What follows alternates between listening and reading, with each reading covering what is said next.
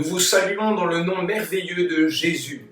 Très heureux de nous retrouver avec vous dans ce rendez-vous maintenant hebdomadaire de ce dimanche où nous pouvons partager la parole de Dieu ensemble. Et je suis très heureux de pouvoir vivre encore ces moments avec vous, malgré que nous pouvons nous rassembler dans nos églises. Nous avons le privilège et la joie d'avoir les moyens technologiques de pouvoir vivre ces temps tous ensemble. Et j'aimerais le faire comme nous avons l'habitude de le faire maintenant depuis quelques semaines, depuis le début de ce confinement. J'aimerais pouvoir avoir ces temps avec vous. Nous allons introduire ce moment par la parole de Dieu en lisant un passage, en priant. Nous allons écouter un chant du groupe Ardent, puis nous allons écouter la parole de Dieu, le conseil du Seigneur Jésus qu'il a mis sur le cœur de son serviteur, le pasteur Johan Ilan. Et ça va être le moment central de cette vidéo. Nous conclurons par un temps de prière, d'annonce et à nouveau un temps de chant avec l'artiste Carole qui est une chrétienne de notre assemblée. J'aimerais, avant de pouvoir ouvrir la Bible, saluer particulièrement tous les chrétiens de notre micro-région dans laquelle nous travaillons, c'est-à-dire les chrétiens de Saint-Louis, de la rivière Saint-Louis, de l'étang Salé, de Sillaos. Soyez salués dans le nom merveilleux de Jésus. Nous sommes avec vous et nous pensons beaucoup à vous. Et même si nous ne sommes pas ensemble, nous louons le Seigneur de pouvoir quand même vous faire ces vidéos toutes simples, mais ô combien importantes pour nous garder ce lien entre vous et nous. Et j'aimerais maintenant qu'on puisse ouvrir la parole de Dieu et introduire ces temps.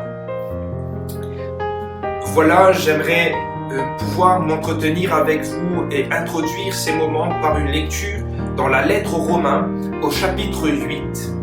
Lettre que nous connaissons bien, texte que nous connaissons, nous qui fréquentons les églises et qui lisons la parole de Dieu. Nous connaissons ce texte, mais nous allons le lire afin que cela nous encourage et aussi puisse faire germer cette foi dans notre cœur. Nous lisons Romains 8, à partir du verset 31, il est écrit « Que dirons-nous donc à l'égard de ces choses? Si Dieu est pour nous, qui sera contre nous?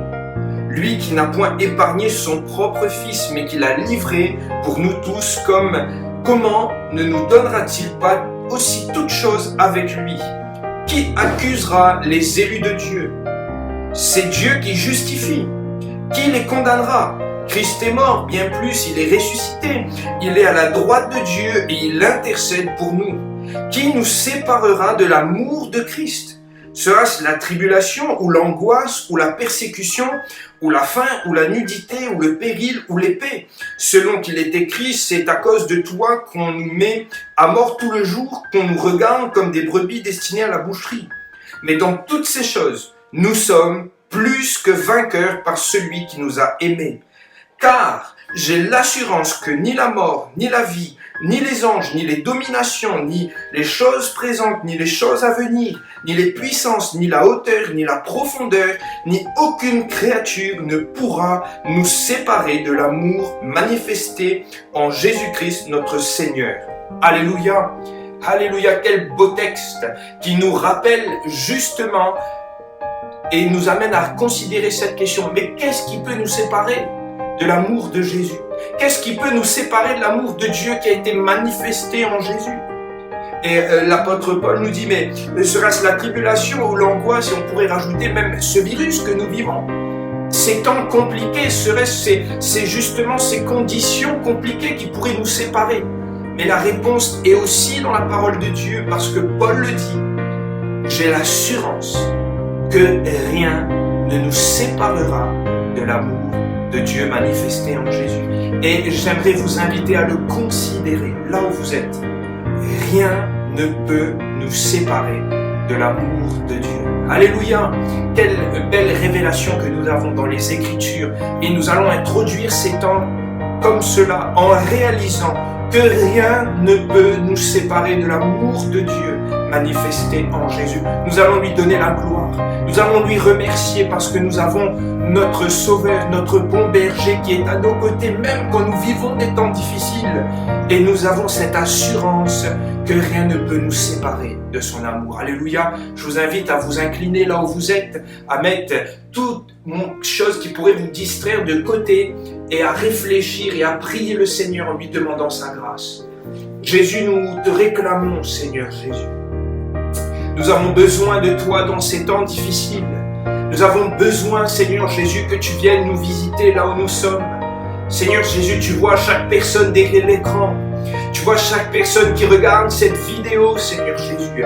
Oui, nous pouvons l'attester avec assurance. Rien ne peut nous séparer de ton amour, Seigneur.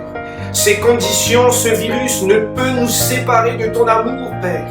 Et nous voulons nous attacher à cela.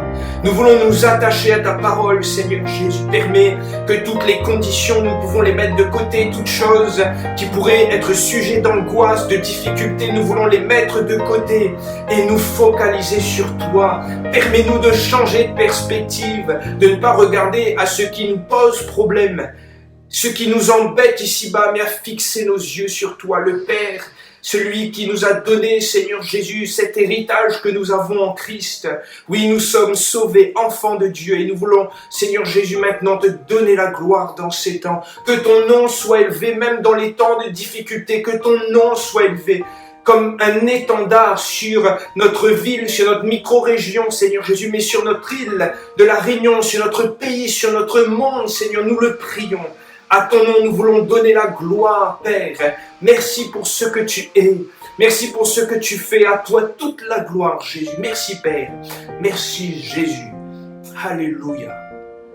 Amen. Voilà. Je vous propose maintenant d'écouter le groupe Ardent. Un petit souvenir de la dernière campagne qui s'est passée au mois de février dans le quartier de Bellevue. Nous allons écouter ce groupe. Que Dieu vous bénisse. Soyez attentifs et restez connectés. Que le Seigneur vous bénisse. Le nom de Jésus est victorieux parce qu'il a vaincu la mort à la croix. Jésus est vivant. Il est vivant. Il est ressuscité. Et si ce soir nous pouvons le proclamer, le chanter, parler de lui au sein de la parole de Dieu, eh bien c'est parce que nous le croyons de tout notre cœur. Et cette bonne nouvelle, c'est la nouvelle de l'évangile qui est pour toi ce soir, qui est pour chacun de nous. Parce que Jésus veut sauver le monde. Il veut sauver tout le monde. Alléluia.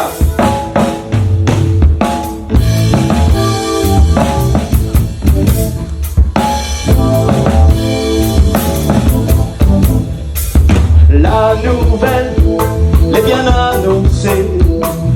Un sauveur peut nous les donner. Ça qu'il veut, lui peut rentrer, lui invite à nous. Faut pas hésiter. Oui, m'y croire qu'il y a pas moins. Si la croix, lui la monte à moi. Si j'en tue, moi les n'a la paix, c'est que m'y godé. Mais le compte c'est lui. Pas de la monnaie, le carnet est déroulé. Il avait une pièce, le troisième jour, il va me lever. Son linge l'a resté, mais l'image, il est ressuscité. On n'a pas dans la mort, il est vivant.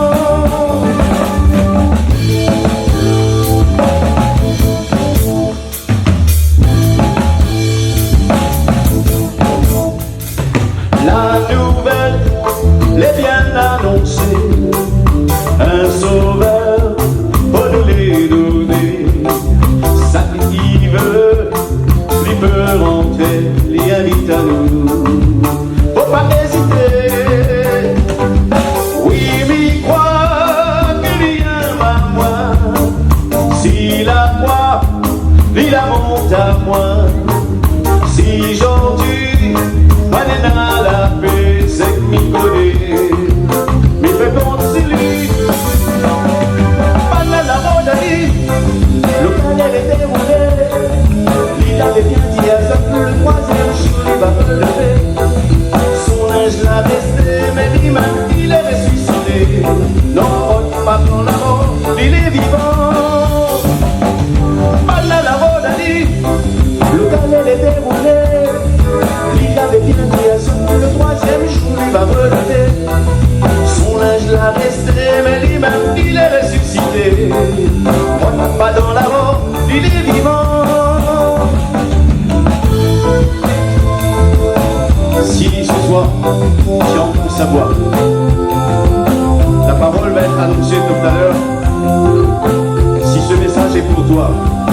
bien, croyez-le, de toute votre force, de tout votre cœur.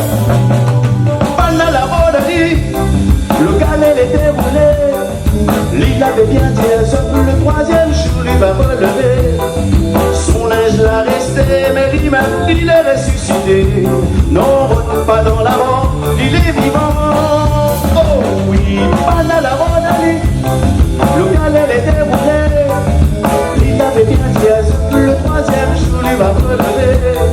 Son linge l'a resté, mais lui-même il est ressuscité. Retourne pas dans la mort, il est vivant. Pendant la rôderie, le galère était brûlé. Il avait bien dit, le troisième jour il va relever. Son linge l'a resté, mais lui-même il est ressuscité. Retourne pas dans la mort, il est vivant.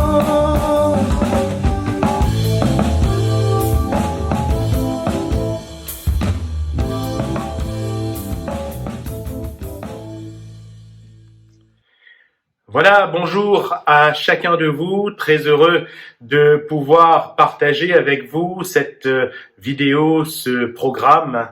Comme vous le voyez, eh bien, confiné à la maison, comme chacun de vous, je suis néanmoins très heureux d'utiliser les moyens que Dieu nous permet d'utiliser, à savoir les médias, pour pouvoir partager avec vous la parole de Dieu.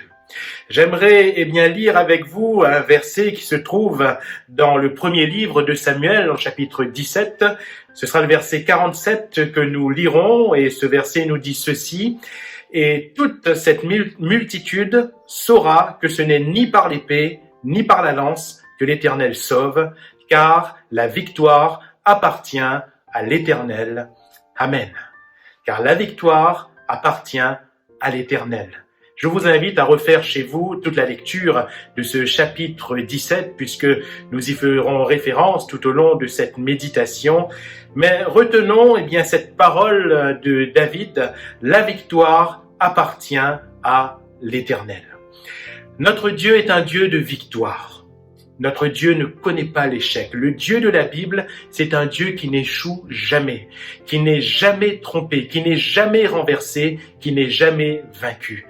Aussi, la victoire est avant tout celle du Seigneur, car c'est une réalité spirituelle. Dieu est toujours vainqueur. Et la réalité, c'est aussi qu'il veut nous faire entrer, nous ses enfants, dans sa victoire. La victoire dans ce passage de 1 Samuel 17 est celle de David face à Goliath, de David sur Goliath, et ainsi du peuple d'Israël sur ce peuple des Philistins, l'armée d'Israël sur cette armée philistine.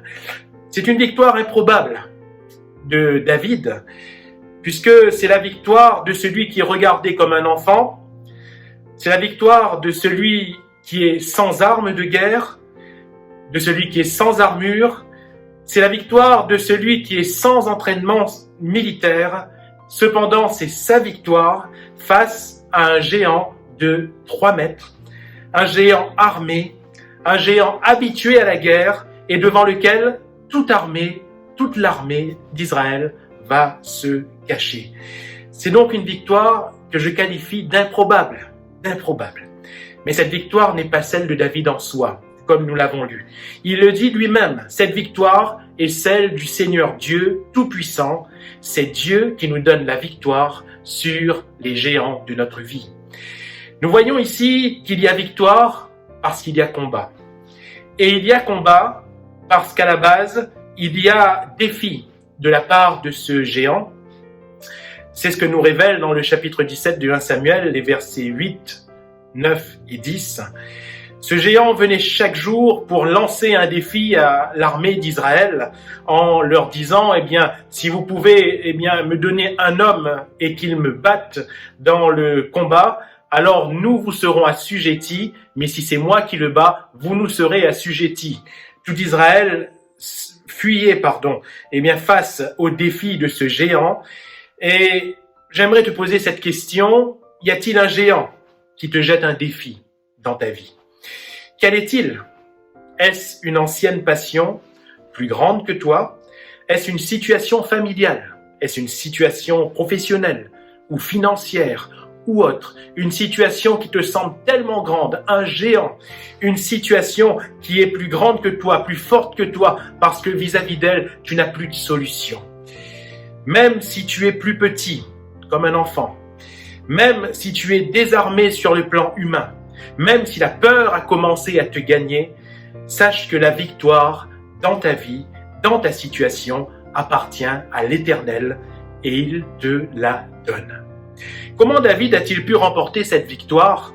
Eh bien, premièrement, ce que nous pouvons dire, c'est que David ne se trompe pas d'ennemi. Et il est important dans le combat, pour avoir la victoire du Seigneur, il est important premièrement de ne pas se tromper d'ennemi.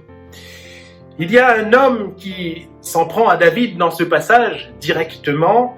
Cet homme, c'est son frère aîné, Eliab. Et dans le chapitre 17 de 1 Samuel, du verset 28 au verset 30, nous voyons qu'Eliab va réagir assez durement face à David et à ses questions, et il va s'en prendre à lui. Mais David ne le combat pas, parce que c'est son frère. La Bible nous dit même que David se détourne de lui. Ce n'est pas Eliab, ce n'est pas le peuple non plus. David aurait pu s'en prendre à l'armée d'Israël quand il a posé cette question, mais qu'est-ce qu'on donne à celui qui ôtera la vie à cet incirconcis? Dans le verset 26, David aurait pu dire, mais bon sang, qu'est-ce que vous faites pendant toutes ces journées? Vous laissez ce géant insulter l'armée du Dieu vivant, vous laissez ce Goliath de proférer de telles paroles, personne ne va le combattre. Il aurait pu s'en prendre à eux, mais ce n'est pas ce qu'il fait. Il ne se trompe pas d'ennemi. Nous voyons que David, dans toute sa vie, va s'employer à ne pas se tromper d'ennemi. Beaucoup plus tard, alors qu'il est promis à la royauté, ou plutôt que la royauté lui est promise, il va fuir devant le roi à ce moment-là, qui était Saül, et Saül va chercher à le tuer, mais David ne va jamais se battre contre Saül. À 2 reprises particulièrement, le Seigneur va créer une occasion là pour que David puisse se jeter sur Saül et ainsi se venger de lui, mais il ne va pas le faire parce que il va le dire lui-même, je ne porterai pas la main sur loin de l'Éternel. David ne se trompe pas de combat. Dans une autre situation encore, David, alors qu'il y avait eu une situation catastrophique dans un lieu nommé Tsiklag, on était venu ravager ce lieu qui était le camp de David, de ses soldats et de leurs familles. On était venu ravager ce lieu alors qu'ils étaient absents. On avait pris les femmes, les enfants et on avait brûlé tout ce camp. Et David était à la poursuite de ses ennemis lorsqu'il y a une partie des soldats qui étaient restés un peu en arrière.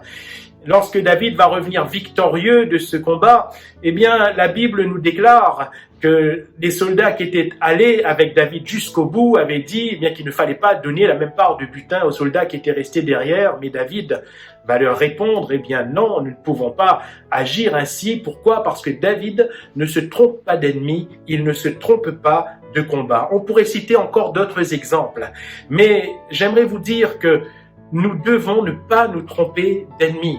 Pour remporter la victoire, pour rentrer dans la victoire du Seigneur, il faut viser le bon ennemi. Et l'ennemi ici, c'est Goliath. Notre ennemi à nous, c'est le diable et son royaume. C'est ce que Paul va déclarer aux Éphésiens dans chapitre 6, verset 12 de son épître, « Car nous n'avons pas à lutter contre la chair et le sang, mais contre les dominations, contre les autorités, contre les princes de ce monde de ténèbres, contre les esprits méchants dans les lieux célestes. » Notre ennemi, c'est le diable et son royaume. Et nous ne devons pas nous tromper d'ennemi, c'est lui que nous devons viser afin de remporter la victoire. David donc ne se trompe pas d'ennemi, c'est bien Goliath son ennemi, c'est bien l'armée des Philistins ses ennemis. Deuxièmement, il reste lui-même. Et c'est important de le souligner, David reste lui-même. Pourtant, qu'est-ce qu'il est? Nous l'avons dit en introduction, le plus improbable à affronter Goliath, le plus improbable. David, c'est le plus jeune de ses frères. est certainement le plus jeune de ce champ de bataille. David n'est pas un soldat, David n'est pas armé, David n'est pas là pour combattre à la base. J'aimerais te dire, cher ami, que ce que tu n'es pas, tu ne l'es pas. Ce que je ne suis pas, je ne le suis pas. Il ne faut surtout pas chercher à être ce que l'on n'est pas. Qu'est-ce que David ? Bien, nous le voyons, rien qu'au travers de ce chapitre 17, nous le voyons, un bon berger, un fils, un frère et un patriote bienveillant. David est un bon berger parce qu'il s'inquiète des brebis. On voit que d'ailleurs tout au long de sa vie, c'est quelqu'un qui a le cœur près de ses brebis. C'est un berger de cœur. Et quand il quitte ses services, premièrement, devant Saül, le roi, son service, rappelons-le, c'était de jouer de la harpe devant le roi lorsqu'il était accablé. Qu'est-ce qu'il fait ? Il revient près de ses brebis. Il défend ses brebis, il protège ses brebis. Quand il est appelé par son père pour aller sur ce champ de bataille, non pas pour se battre, mais pour aller prendre des nouvelles de ses frères et leur apporter des vivres, eh bien, David, il prend soin quand même de faire garder ses brebis. Nous voyons que David est un fils obéissant, bienveillant vis-à-vis de son père, car quand son père lui demande de faire quelque chose, il le fait. Nous voyons que David est quelqu'un de bienveillant vis-à-vis de son frère, comme nous l'avons dit tout à l'heure, il ne les combat pas. David, eh bien, c'est aussi un patriote bienveillant, c'est-à-dire que, eh bien, il cherche le bien de son peuple. D'ailleurs, c'est dans ses propos que nous le voyons. Il voit cela comme quelque chose d'inacceptable que ce Philistin insulte, eh bien, le peuple d'Israël. C'est, eh bien, quelqu'un qui porte sa nation dans son cœur, nous le voyons tout au long de sa vie. C'est aussi, eh bien, quelqu'un qui va avec ses armes. Il reste lui-même. Il va avec ses armes et pas ceux des autres.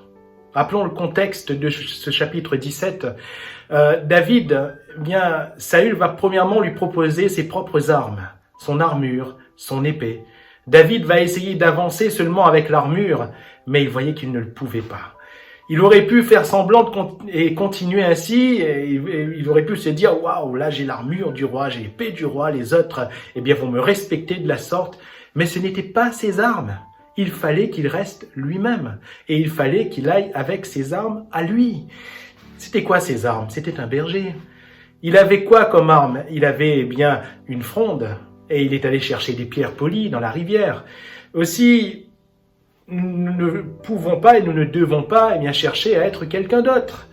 N'essaie pas d'être quelqu'un d'autre, mon ami.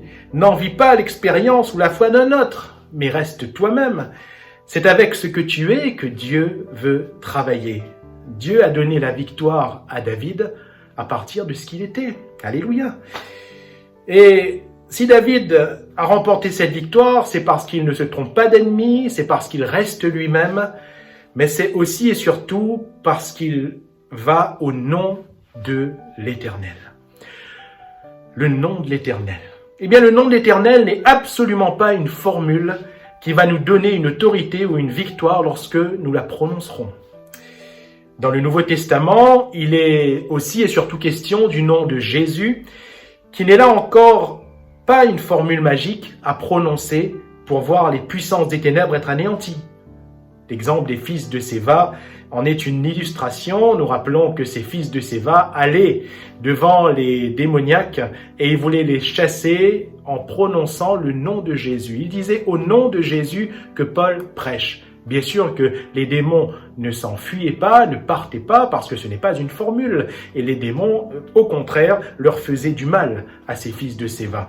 Ne soyons pas ainsi, ce n'est pas une formule magique. Le nom de Jésus, quand Jésus en parle, dans Marc 16, il va dire « En mon nom, ils chasseront des démons, parleront de nouvelles langues, feront tel ou tel miracle. » Il s'agit en fait de la foi basée sur une communion réelle avec lui, avec Jésus.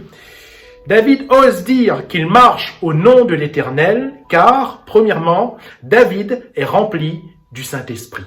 Rappelons ce verset de 1 Samuel 16, verset 13, dans le chapitre donc précédent. Samuel prit la corne d'huile et l'oignit au milieu de ses frères. L'Esprit de l'Éternel saisit David à partir de ce jour et dans la suite. L'Esprit de l'Éternel saisit David à partir de ce jour, mais pas ce jour seulement, dans la suite également. David vient ici donc rempli du Saint-Esprit sur ce champ de bataille. Il est important pour nous, lorsque nous allons au nom de l'Éternel, premièrement d'être remplis du Saint-Esprit. Car l'Esprit de l'Éternel, permettra que l'ennemi s'enfuit. L'Esprit de l'Éternel, nous dit la Bible, le mettra en fuite. David ose dire qu'il marche au nom de l'Éternel, car au travers de ce passage, nous voyons qu'il a également développé une intimité avec son Dieu.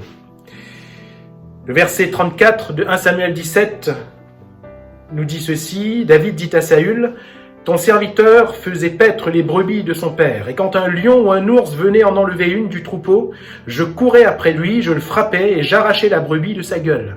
S'il se dressait contre moi, je le saisissais par la gorge et je le frappais et je le tuais. C'est ainsi que ton serviteur a terrassé le lion et l'ours, et il en sera du Philistin de cet incirconcis, comme de l'un d'eux, car il a insulté l'armée du Dieu vivant. » David dit encore, « L'Éternel qui m'a délivré de la griffe du lion et de la patte de l'ours, me délivrera aussi de la main de ce Philistin. » Amen. L'Éternel qui m'a délivré de la griffe du lion et de la patte de l'ours, me délivrera aussi de la main de ce Philistin. David a développé donc une relation avec Dieu, dans laquelle Dieu était son Dieu. Et lui, lorsqu'il était dans ses confrontations avec des animaux sauvages, il était seul, là. Il n'avait pas de peuple, il n'y avait personne pour le voir, mais il avait développé cette relation de confiance avec son Dieu, de sorte qu'il pouvait dire que c'était Dieu qui lui avait donné la victoire sur l'ours, sur le lion, et il en sera de même de ce Philistin. À nous de développer une intimité avec notre Dieu. À nous de développer une relation intime. Jésus va dire, quand tu pries, entre dans ta chambre, ferme ta porte et ton Père qui est là dans le secret te le rendra. On a une relation secrète et intime à développer avec notre Dieu. Et Dieu, déjà, dans nos relations intimes avec lui, seul, Dieu nous donnera déjà des victoires. Pour que, aujourd'hui, nous ayons la victoire au nom du Seigneur, au nom de l'Éternel, au nom de Jésus, à nous d'être dans cette intimité avec Jésus. Et David marche au nom de l'Éternel car il a la foi en l'Éternel. Il a foi en son Dieu. Dans le verset 45, 46 et aussi le verset 47, David va dire aux Philistins, tu marches contre moi avec l'épée, la lance et le javelot, et moi je marche contre toi au nom de l'Éternel des armées, du Dieu de l'armée d'Israël, que tu as insulté. Aujourd'hui l'Éternel te livrera entre mes mains, je t'abattrai et je te couperai la tête. Aujourd'hui je donnerai les cadavres du camp des Philistins aux oiseaux du ciel et aux animaux de la terre. Et toute la terre saura qu'Israël a un Dieu. Et toute cette multitude saura que ce n'est ni par l'épée, ni par la lance que l'Éternel sauve, car la victoire appartient à l'Éternel, et il vous livre entre nos mains. Amen. C'est merveilleux. Si nous relevons juste quelques détails de ce passage, David dit qu'il va battre ce géant, alors qu'il n'a jamais fait la guerre. Il dit qu'il lui coupera la tête, alors qu'il n'a pas d'épée. Il dit qu'il va battre l'armée entière des Philistins, alors qu'il est seul. Il est seul. Tout le reste de l'armée d'Israël se cache. Il est seul. C'est l'audace de la foi. Ce n'est pas l'audace de David, de sa personne, c'est l'audace de sa foi en Dieu. Il croit que Dieu va agir ainsi. Il croit que Dieu les livre entre ses mains. Il a une pleine confiance en son Dieu. Voulons-nous oser? Voulons-nous avoir l'audace de la foi et croire en Dieu? Croire que Dieu est plus grand que le géant qui se dresse en face de nous. Croire que Dieu nous délivre de ce géant. Croire que Dieu le livre entre nos mains. Ainsi, David remporte cette victoire. Alors, oui, c'est une victoire improbable que remporte David. Le tableau de départ ferait qu'on le donnerait tous perdants, n'est-ce pas? De voir cet enfant sans armes, sans expérience de guerre propre, en face de ce géant de 3 mets, cuirassé, armé, Eh bien, en regardant le tableau, je ne pense pas que qui que ce soit miserait quoi que ce soit sur David. Cependant, il gagne, car la victoire est celle du Seigneur. Notre Dieu, qui est le Dieu de David, notre Dieu ne perd jamais. Et quand c'est lui qui nous amène au combat, quand c'est lui qui nous dirige au combat, à coup sûr, il nous fera gagner, même si les choses sont improbables. Et j'aimerais dire que justement, c'est justement là où les choses sont improbables que Dieu se plaît à glorifier son nom, afin que l'on sache que c'est lui et non pas nous. David gagne, car c'est Dieu donc qui lui donne la victoire. Si comme David, en restant toi-même, tu vises le bon ennemi, en menant le bon combat de la foi, cher ami, Dieu te donnera la victoire au nom de Jésus-Christ. Que Dieu te bénisse. Je vous invite maintenant, après avoir écouté ces paroles, à vous incliner là où vous êtes et à respecter un temps devant le Seigneur et à le prier. Seigneur Jésus, nous voulons considérer ta parole. Nous voulons considérer ce que tu as mis sur le cœur de ton serviteur et ce que tu nous dis ce soir. Seigneur Jésus, tu nous rappelles que nous sommes plus que vainqueurs avec toi. Oui, Jésus, nous sommes plus que vainqueurs avec toi. Quand nous faisons les bons choix, quand nous ne nous trompons pas, Seigneur Jésus, d'adversaires, quand nous regardons à toi, quand, Seigneur Jésus, nous utilisons les armes que tu nous laisses à notre disposition, lorsque nous mettons aussi notre confiance en toi, Seigneur. Nous sommes plus que vainqueurs, Seigneur Jésus. Merci parce que nous avons cette assurance, Seigneur Jésus, que tu es avec nous sur le champ de bataille, que tu viens avec nous dans les temps difficiles, que tu ne nous laisses pas seuls. Et cela est une espérance, cela est une assurance pour nous, Jésus. Seigneur, je veux prier particulièrement pour quelqu'un qui semble découragé, là, à l'écoute. Seigneur Jésus, accablé par ses problèmes. Seigneur Jésus, tourmenté dans les soucis, dans l'angoisse. Oh Jésus, je te demande ta grâce. Oh, je te prie d'être avec lui, Seigneur. Oh, que tu puisses, Seigneur Jésus, l'encourager, Seigneur. Tu as dit, Seigneur, à ton serviteur Josier, fortifie-toi, prends courage. Et Seigneur Jésus, je te prie, Seigneur, d'encourager cette personne, de lui permettre de considérer combien nous sommes vainqueurs en Jésus et combien nous avons besoin de nous retrouver en Jésus. Oh Seigneur, je te prie de bénir cette personne, ces personnes qui nous écoutent. Nous voulons que dans toutes ces circonstances, ton nom puisse être toujours élevé, Seigneur. Cela est important pour nous et nous croyons que tu as encore une œuvre à faire. Même dans les temps difficiles, tu te révèles. Dans nos faiblesses, tu es fort, Seigneur. Oh, nous soupirons après toi et après ton action et nous nous plaçons Seigneur Jésus, maintenant sous ta grâce et te demandant, Seigneur, maintenant d'agir dans nos corps. Nous croyons que tu es présent et que tu entends la prière, Seigneur, même celle qui est secrète des cœurs. Et nous te rendons toute la gloire, Seigneur Jésus. Merci d'avance pour tout ce que tu vas faire. Merci Jésus, merci Père. Amen. Amen. Nous sommes heureux, je le disais, de passer ces moments avec vous, d'avoir pu partager la parole de Dieu, d'avoir pu écouter ce groupe ardent chanter si vous connaissiez les paroles. Et cela est bon de pouvoir encore vivre ces temps, même lorsque nous sommes dans le confinement, bien sûr. J'aimerais vous laisser quelques annonces qui sont les mêmes, je le répète, mais que nous le répétons volontairement afin que vous puissiez vous rappeler des consignes qui nous ont été laissées pour les assemblées de Dieu. Vous dire que tous nos rassemblements sont annulés en ce temps de confinement. Nous ne faisons pas de permanence, nous ne faisons pas non plus de visite, que ce soit au domicile ou en milieu hospitalier. Nous ne pouvons le faire par mesure de sécurité. Nous n'avons pas non plus de réunions plénières, même les réunions de cellules, nous ne pouvons les maintenir, j'espère, je pense que vous le comprenez. Toutes ces réunions sont donc annulées. Cependant, et j'insiste, nous diffusons du contenu sur les médias, sur Internet, et je vous invite justement à être connectés.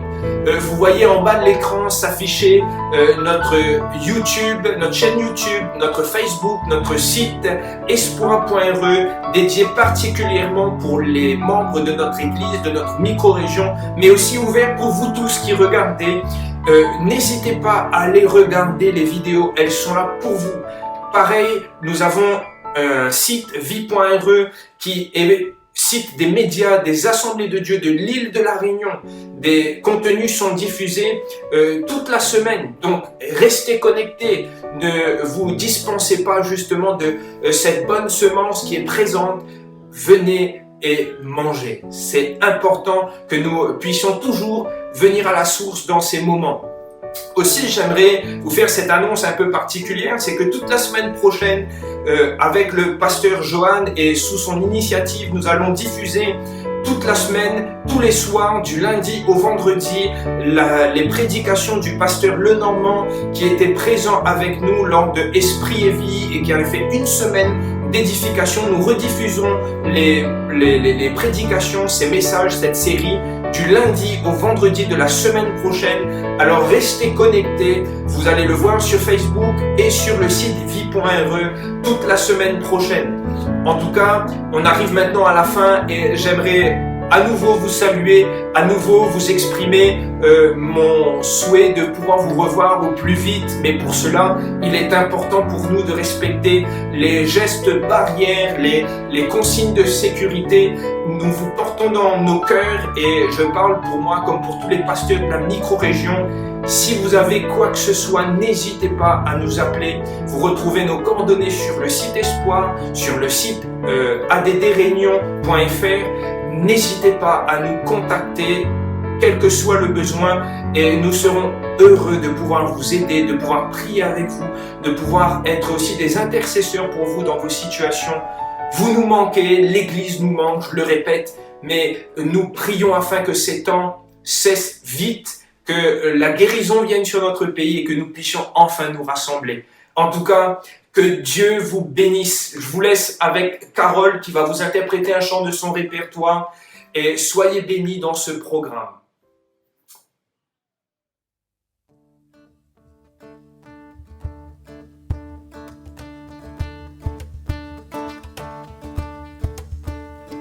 J'aimerais écrire son nom sur les murs et sur les arbres, partout si c'était possible, le graver en lettres d'or, que rien ne puisse l'effacer, là où je l'aurais marqué, afin que ce nom sublime émerveille autour de moi ceux qui ne le connaissent pas, ceux pour qui il ne compte pas, que ce nom tous le voient et puissent l'aimer avec moi.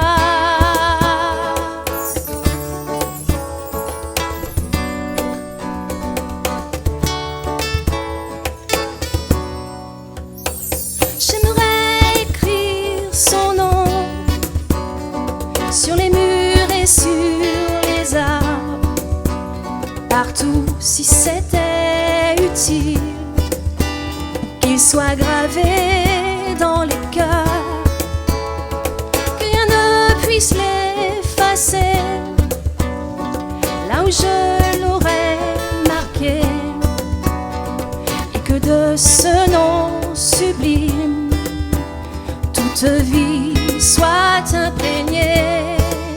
Le merveilleux nom de Jésus, le merveilleux nom de Jésus, que ce nom tous le voient et puissent l'aimer avec moi. Le merveilleux nom de Jésus, le merveilleux nom de Jésus, que ce nom tous le voient et puissent l'aimer avec moi. Oui, je veux crier son nom dans les rues et sur les toits, partout où Dieu le voudra, l'offrir aux mendiants et aux rois. Oui, je veux crier son nom dans les rues